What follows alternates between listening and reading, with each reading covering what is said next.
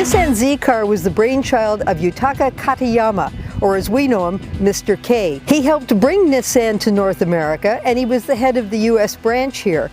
And when Japan decided that Americans would like a large Grand Touring convertible, Mr. K said, no, they want a little two-seater, they want something small and sporty. And when in 1970 we got the Datsun 240Z, it proved him right. So this brings us to the Nissan 370Z, with a few tweaks for 2018. The lights receive a dark surround look, the rear fascia has a blacked out panel, and there are new wheels. The engine is a 3.7-liter V6 that makes 332 horsepower, and this year it's tuned a bit for quicker acceleration.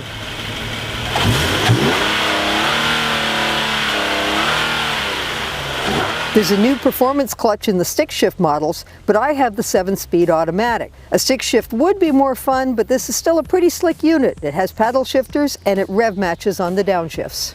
I like the engine, it's really strong. I like the transmission, it shifts really well, the brakes are great. It's a lot of fun to drive, and really, that's what it's all about.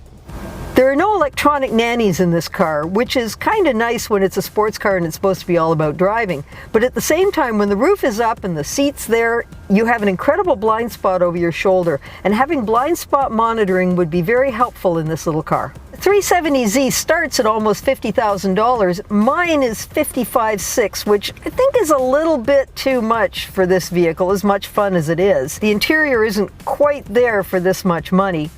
It's close coupled inside, you're going to be cozy with your seatmate, but it still is pretty comfortable. There are a few things I would change. I'd like to change the instrument cluster. The TAC is the great big dial in the middle and the speedometer's off to the side. Now, the revs are important, however, I think it's importanter to not get speeding tickets.